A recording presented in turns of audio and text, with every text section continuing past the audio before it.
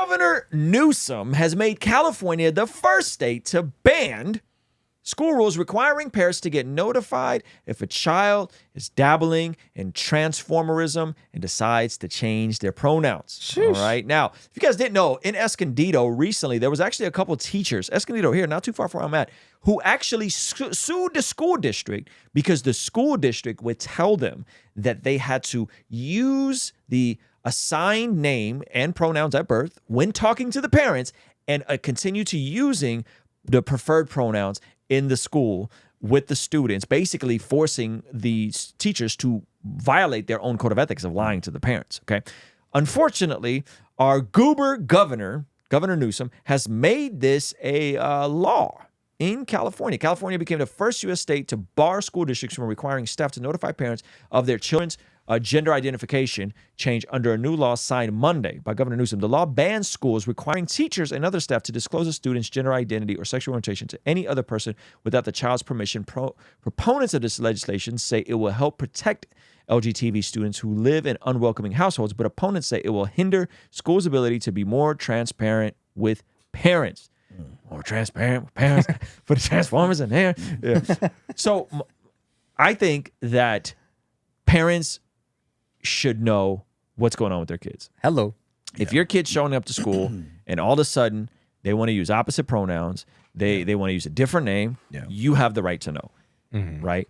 The legislation comes amid a nationwide debate over school districts and the rights of parents and LGBT students. This helps keep children safe while protecting the critical role of parents. How does it do that?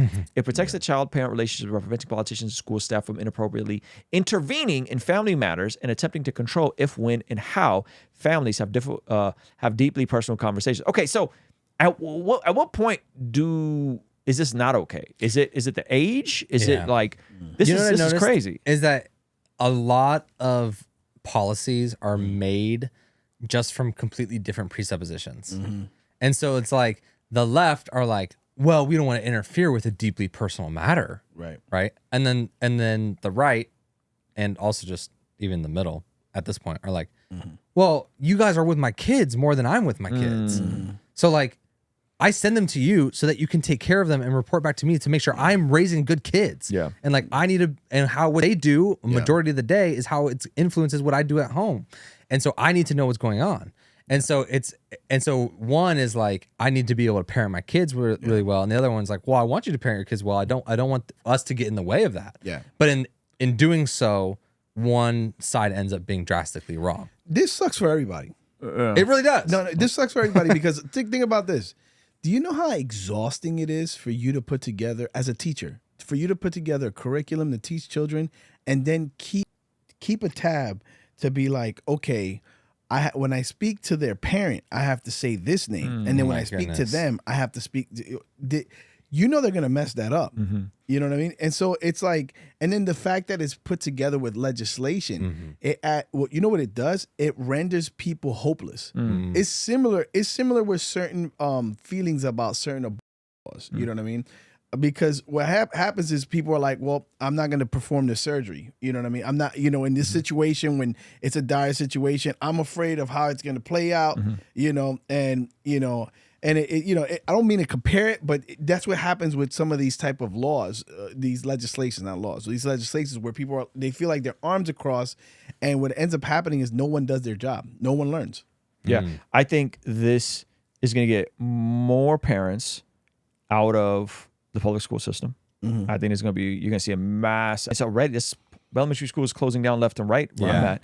And I think, but the deeper presupposition is, who do the kids belong to? Exactly. Because there is an undergirding, and I'm not saying this in a conspiratorial route, but there is an undergirding that your kids are members of the state and not belonging to you as entrusted by God to raise them in the values that you have for them. So I think that's a deeper conversation, is like, after the incredible success of our Bless God prayer journal, many of you guys began to ask for something that had a planner. And so we combined our Bless God prayer journal with a brand new leadership planner that jam-packs the same things from our prayer journal with a planner, goal setting, leadership meeting, and notes. With the next pages, you can see different sections right along here of this leadership planner where you can start out with actionable goals, 12 months of calendar, our original prayer journal prompts, our leadership journal with the proven problem solution framework, and of course, just free write notes.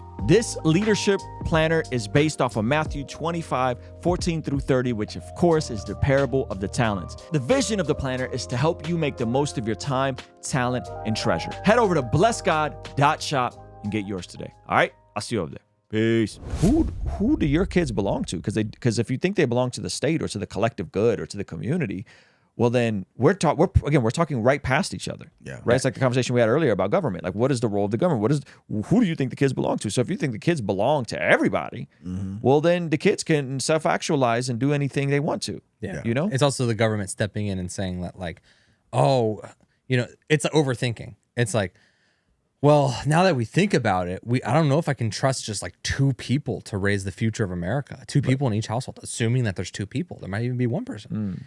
And so it comes this, they start overthinking this idea that, like, I think us as a collective government body can make better decisions for the kids than the individual parents, because we can't control the parents, but we can control the legislation and what the teachers do.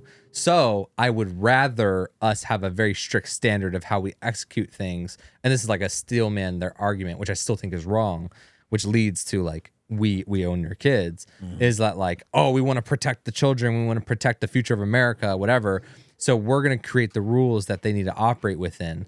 When in reality, it's like, it comes from the idea that, like, we can take care of your children better than you can take care of your children, which is absolutely horrifying. And then I think, like what you said, more people are going to be leaving public schools, and Which is, by the way, is going to hurt the people who need public schools that can't afford charter or private schools. I mean, and to your point too, it's like there's almost a this is gonna get dicey.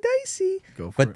there's a little bit of a bluff that the government already holds, which is that, like, we've created a society to where you typically need two incomes to support a household.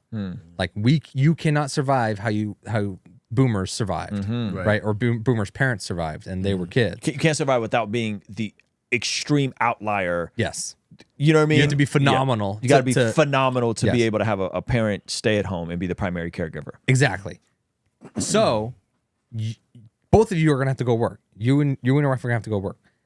If you want your kid to be watched for free, because you're not sending them there because you love work, you're sending them there because you need to work, which means you can't afford the daycare or the private school.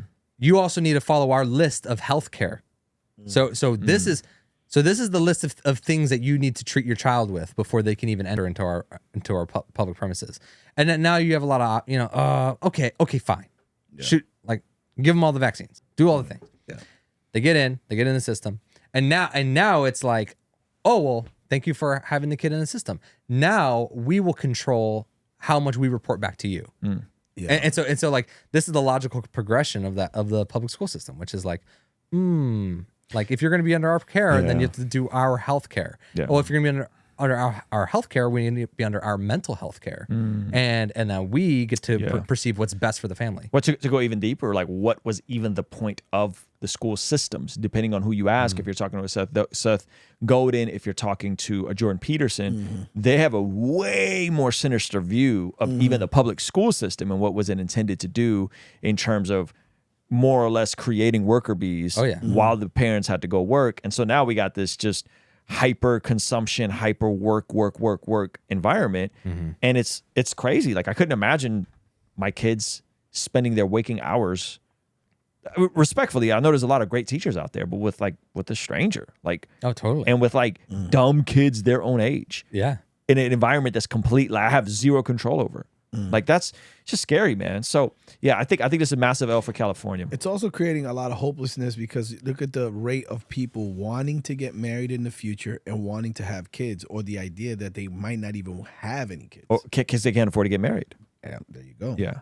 Hey, thank you so much for checking out the video. Comment down below and let me know what you think. And be sure to check out this video that YouTube is recommending just for you. Let me know if they nailed it. All right? I'll see you over there. Peace.